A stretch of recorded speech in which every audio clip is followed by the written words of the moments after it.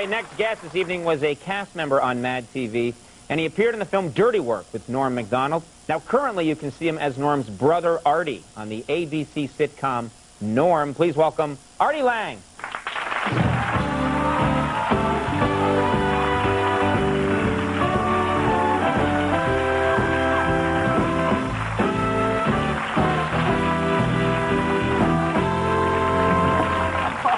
How you doing?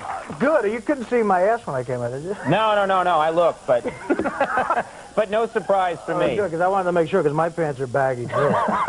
Okay, don't worry about that. Oh, thanks. Thanks for coming on the show. Ah, no problem. Good that you work with, of course, very funny guy, one of, great guests when he comes on the show, Norm Macdonald. Norm Macdonald, yeah. You worked with him on the movie Dirty Work. Is that right? We did Dirty Work together, and that was. A lot of weird stuff happened when we were doing that because like all these people came in and out, and we actually had a midget in the movie. A midget was in the movie. Right. Sometimes people in show business can be kind of cruel, Yes. I've experienced that, yeah. A call sheet comes out when they make movies where it's basically a list of the actors' names and what time they're due on the set. Right. So the day the midget worked, the call sheet came out, and it said Norm, 8 a.m., Artie, 8 a.m., and then it just said midget, 8 a.m. Really? Yeah. Which was kind of bad, So That's kind of bad, yeah. The midget went ballistic. he threw what they call like a tiny tantrum in the midget world. And he called his agent. The agent got on the phone and said, that is horrendous. How could you possibly let that happen this day and age? My client has a name. His name is Paul, just like, the other actors, blah, blah, blah. I can't do it. So everybody was very apologetic. And they said, I'm sorry, we won't let it happen again. So the next day, the call sheet came out, and it said Norm, 8 a.m., Artie, 8 a.m., and then it said Paul the Midget, 8 a.m.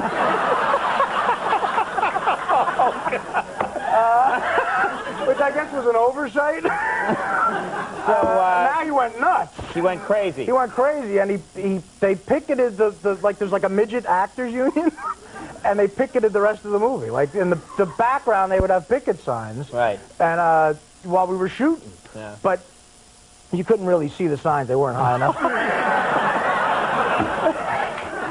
Little people. Isn't that the term they like, little people? Little people. No, that's how people in show business refer to me. Okay. Little people. Now, you got this show now. You're working on the Norm show. Right. This is a big gig. This is a show that's doing well. Are you trying to stay in shape? They say you have to, when you're on TV, you got to yeah, because out in L.A., everybody works out. And that sucks because I don't do any of that. You don't work out at all? Not really, no. I always feel like people out in L.A. swim all the time. They always go swimming. And I always say, like, they ask me to do that, and I've never gone swimming. And that's because, like, the old fat guy thing, it's never been more than a half an hour since I last ate. You just can never find that window of opportunity. Yeah. But they say you should join a gym, And instead of joining a gym, I go to McDonald's, because McDonald's has that little playland area.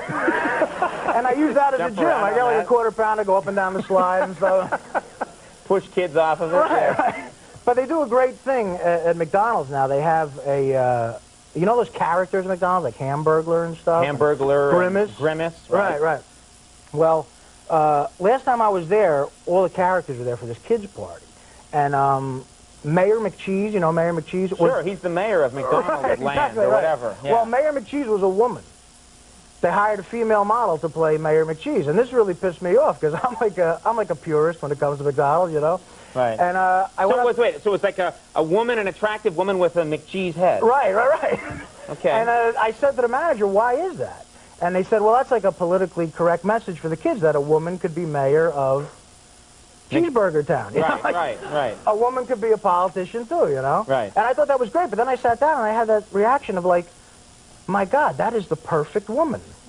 Because it's a female model. She has a beautiful body, nice breasts, and then her head is a huge cheeseburger. Right?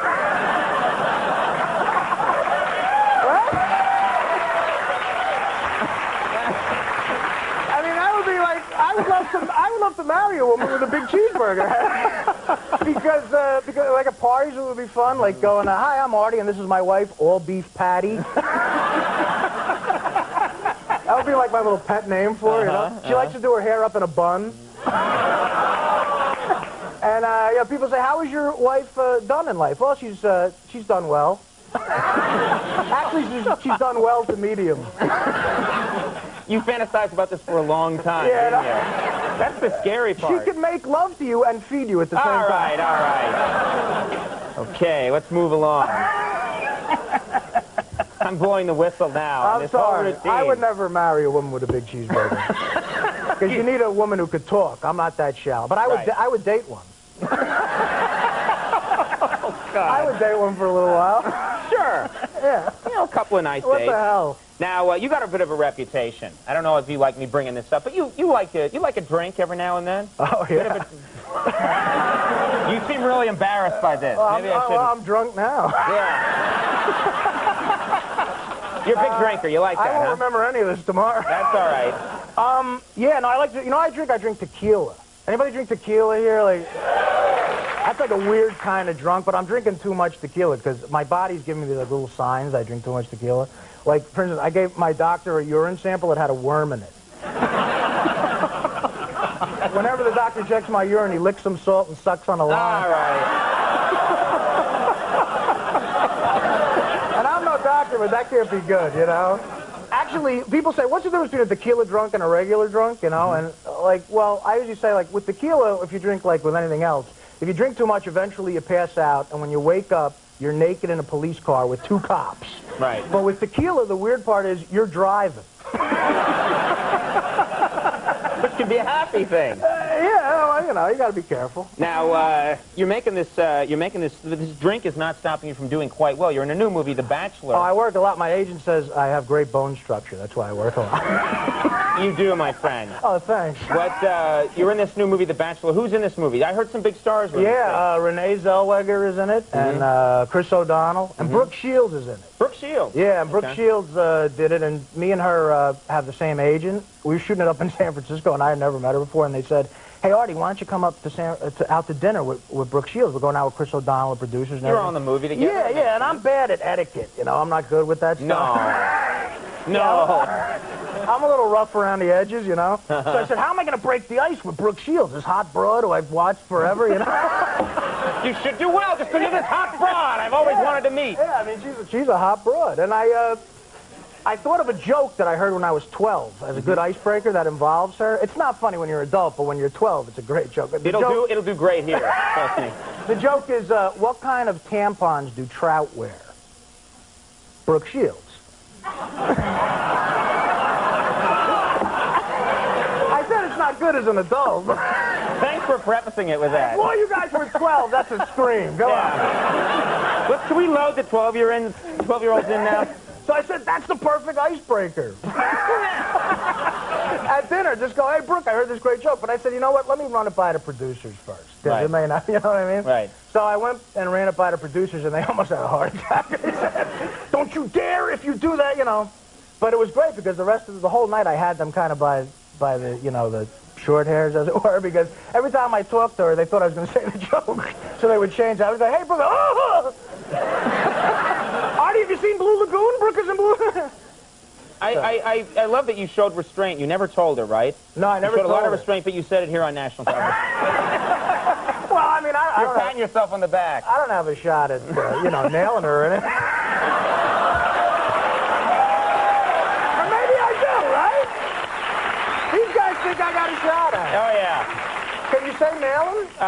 Can you say nail? Can you say that? Leave it. No, you can't. I'm hearing no.